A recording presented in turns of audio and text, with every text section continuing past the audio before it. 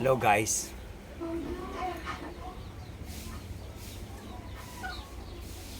Ako si Jesse Boy. At ito ang ating daigdig.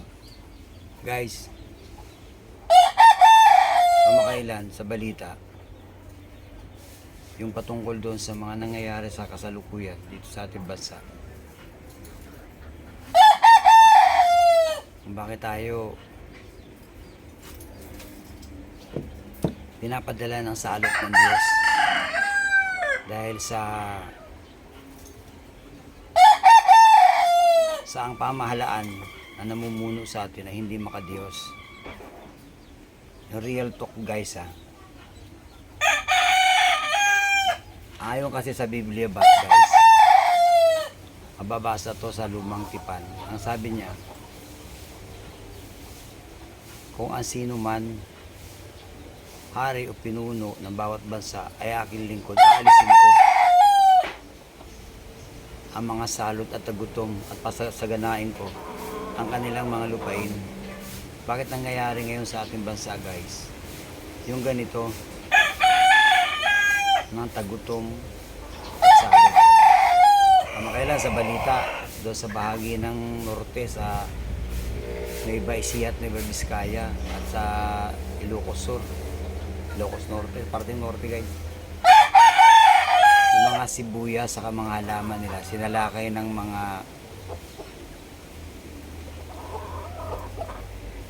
ano ba yun? Yung uod ba? Ano ba tawag nila doon? Army soldiers yata tawag nila doon. Guys, kasi ganito. Kaya nangyayari ito guys, dahil sa kapabayaan ng mga nanunungkulan. Sa yun guys, ang dahilan kung bakit patuloy ang salot sa ating bansa. Ito guys, tingnan nyo itong balitang ito guys.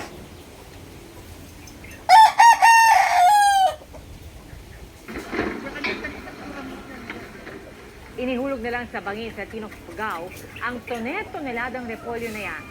Ayon sa magsasakang si Brent Orlando Polano, inalok na nila ang repolyo sa trading post sa La Trinidad, Benguet, pero wala raw bumili. Nasa 30 hanggang 50,000 pesos daw ang kanilang lugi. At ito raw ang unang beses na nagtapon sila ng mga inaning repolyo. Hindi tulad sa Ifugao, wala namang nasayang sa mga repolyo sa Benguet na ipinamahagi sa Quezon City. Libre po na ipinamahagi. Guys, isa yan sa mga dahilan guys kung bakit nangyayari ang mga ganitong incident sa ating bansa. Tingnan nyo ito pa guys. Itong punang patay sa landslide sa Maco, Davao de Oro, nagpapatuloy pa rin ang search and retrieval operation sa mga natabunan. At live mula sa Mawa, Davao de Oro, nasa frontline ng balitang yan si Mon Gualvez. Mon, kumusta ang sitwasyon dyan? Jiggy, ito na atang pinakamalungkot o mabigat na pagbibilang sa ngayon dahil patuloy pa rin sa pagtaas ang bilang ng mga kumpirmado ng nasawi mula sa landslide na umaabot na sa 71. Ang malawakang pagguho ng lupa tila nagparamdam o nagpahiwatig ng araw nang makaranas din ng maliit na landslide sa parehong bundok. Yan guys, ang dahilan kung bakit ang mga salot at mga sakuna ay dumarating sa bawat bansa dahil sa paglapastangan ng mga tao ng mga namumuno sa ating pamahalaan. Una, kapabayaan. Yung repolyo sa Benguet na itinapon ng mga magsasaka, dapat doon guys, binili yun ng gobyerno at ipinamigay sa mga pobreng katulad natin, katulad ng marami. Binili, hindi dapat itinapon kasi grasya ito guys. Ang grasya ang ibinigay ng Diyos ay dapat pinapasalamatan at pinahalagahan. Dapat nga guys, pagkakain tayo, itong kanin ba sa isang plato, wala dapat natitira ni isang mangmumu dyan. Uubusin dapat yan ng kahit sinong taong kumakain dahil ito ay grasya. Napakahalaga nito guys upang ang pagpapala maramdaman natin. Walang nasasayang biyaya galing sa may kapal.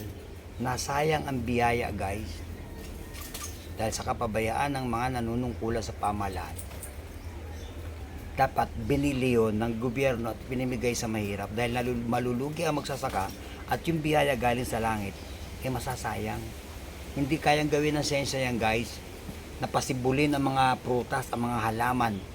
Tanging Diyos lang ang nagbibigay buhay sa kanila, kaya dapat pinahalagan dahil sa kapabayaan ng pamahalaan nangyari ang mga ganitong bagay. Pangalawa, guys, na isa pang pabaya at mga wala sa ayos na mga namumunong spiritual leader sa ating bansa ay ang pagsamba sa mga Diyos-Diyosan, sa mga rebulto at ang paulit-ulit na panalangin.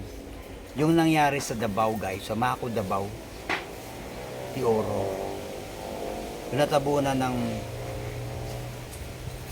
landslide yung mga tao. Yun yung nakalagay sa Biblia, guys, na isang pagpalo ng Diyos sa mga tao dahil sa paglapastangan ng mga tao sa pangalan ng Diyos. Huwag kayong gagamit sa panalangin, guys, na paulit-ulit. Bawal. Pinagbabawal ng Diyos. 50 Ama Namin, 20 Ave Maria, bawal, guys, bawal. Ang tamang pananalangin para maalis sa atin ang salot, isa lang. At ang Biblia, guys, nagtuturo, manalangin kayo ng ganito, Ama namin Diyos na nasa langit. Yan ang tamang address, guys. Ulitin ko, guys, ang tamang address. Ama naming Diyos, sumasa langit ka. O Ama namin Diyos na nasa langit. Yan ang tamang panalangin, guys. Huwag mo nang idaan kay Maria Magdalena. Ave Maria, Ina ng Diyos, ipanalangin mo kami. May mga ganitong katuruan, guys, na hindi dapat ini-apply ng bawat isa. Dapat ang tamang pananalangin, guys, diretso sa Diyos. Merong mga pastor na nagtuturo sa unang dalangin ng aming beloved honorable pastor.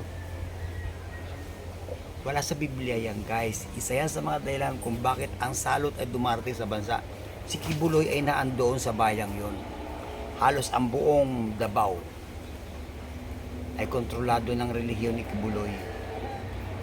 Milyon ng members niya roon at naandoon siya mismo sa lugar na yon para proteksyonan yung kanyang nasasakupang bayan na iligtas ng Diyos sa anumang bagay.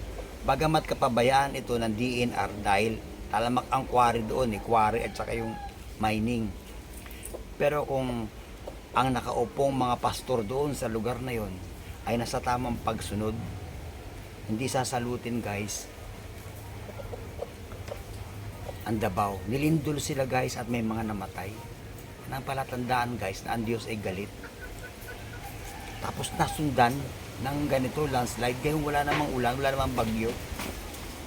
Hagupit ito ng Panginoon, guys, dahil sa paglapastangan. Sinasabi kasi ni Kibuloy, guys, na siya ay Diyos. At ang tawag sa kanya ng mga member, Ama. Guys, ayon sa Biblia, isa lang ang Ama natin nasa langit. Bawal tumawag ng Ama sa mga leader, sa mga pastor. Yung katulad nung Father Jesus, meron tumatawag yun yung Katoliko. Hindi yan pwede, guys. Bawal yan. Tapos si Father, ang tawag natin kay Pare, Father, bawal yan, guys. Paglapastangan yan sa mga pananampalatayang Kristiyano at paglapastangan yan sa pangalan ng Diyos. May mga relihiyon pang ganito, guys. Cast out in Jesus' name. Hallelujah. Ginagawa nilang laruan ng pangalan ng Diyos. Huwag niyong gagamitin ito, mga kapatid. Ingatan niyo ang pangalang ito. Sinabi yan ng Biblia.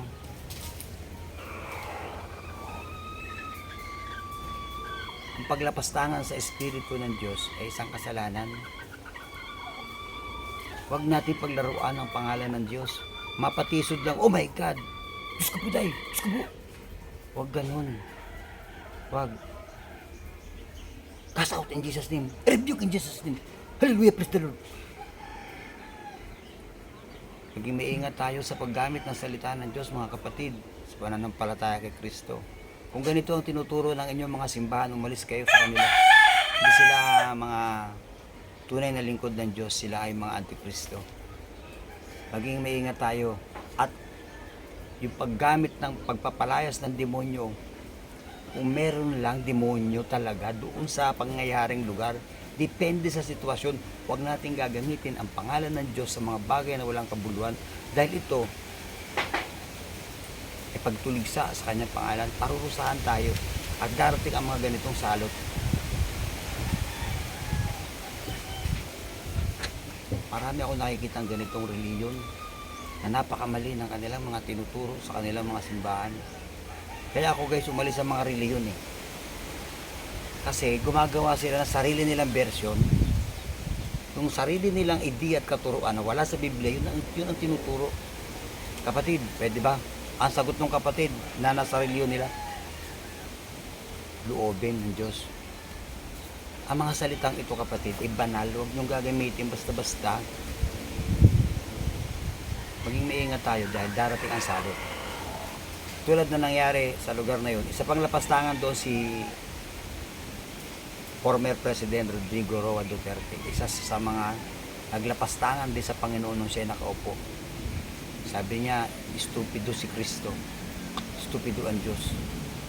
Isa yan guys ang mga dahilan kung bakit inaabot ng mga mamamayang Pilipino ang tagutom at salot.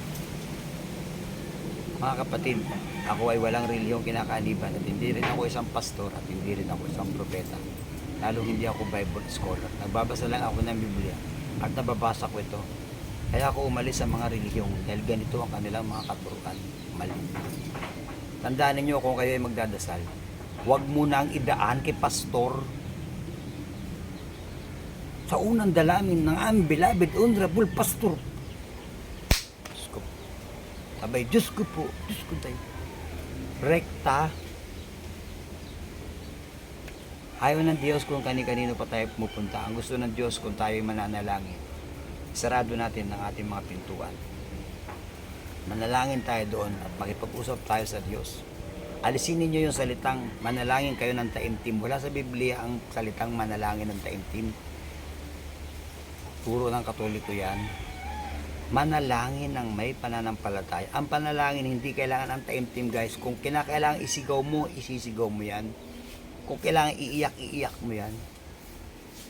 Ang ginagawa ng mga pastor guys na orihinala o sa Biblia na nakasulat, ang Panginoong Hesus umakyat sa bundok. 40 araw siyang nanalangin doon. 4 na gabi. Ganon din ang ginawa ni Moises, umakyat din siya sa mga bundok. Para magsalita sila, binibigkas kailangan guys ang panalangin. Binubukan ng bibig at sinasabi, nagsasalita tayo. Alisin natin ang ganitong kaugalian, yung biglaan na lang pagbanggit in Jesus name. Diyos ko dahil, Diyos ko po, aalisinin natin ito mga kapatid dahil ito ay salo. Magagalit sa atin ng Diyos at darating ang mga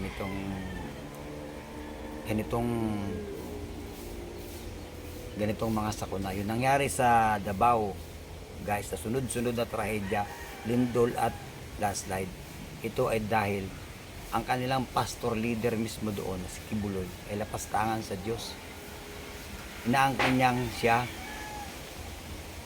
ang Diyos at sugo ng Ama.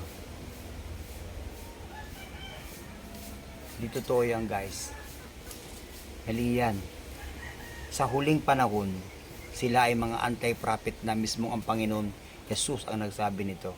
Sa huling panahon maglulutangan ang mga bulaan at sasabihin nilang ako ang Diyos.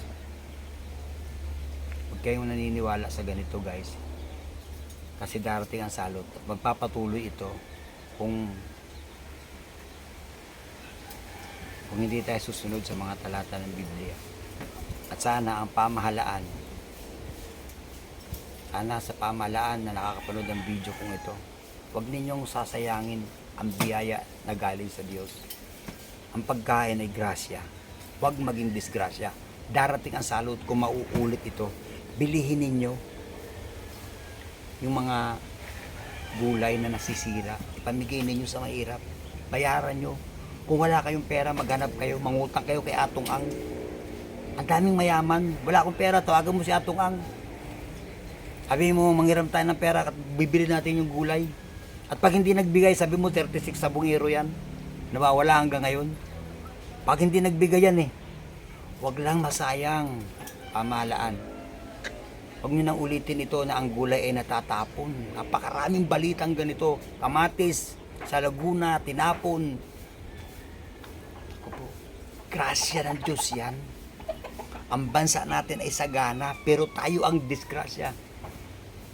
At kung kayo'y mananalangin, mga kapatid, tuwid ninyo ang pananalangin. Huwag kayong mananalangin ng paulit-ulit. 50 Ave Maria, 200 ang ama namin, mali yan. Sana guys, may natutunan kayo sa mga vlog kong ito. Kaya ako ito binablog guys, nais kong magkaroon ng kaayusan ng ating bansa. Huwag kayong magalit sa akin, sa halip mag-aral sa mga sinasabi ko, kung tama ba o mali. Magandang araw sa inyo guys. Ako, si Jesse Boy at ito ang ating daigdig.